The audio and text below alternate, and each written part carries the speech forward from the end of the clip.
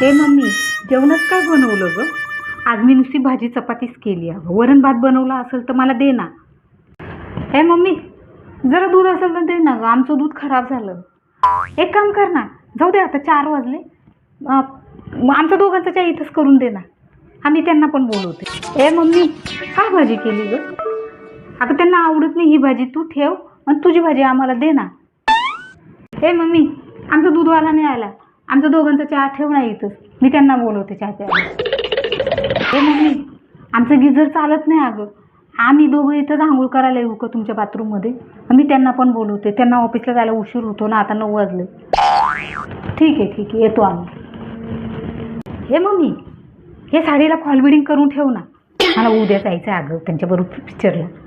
हां, करून ठेव, तुला जेव्हा वेळ भेटेल ते. मम्मी, आज मी जरा बाहेर जाऊन येते ग, तर मग आम्ही दोघं ना आज तुझ्याकडेच जेवायला येणार. मी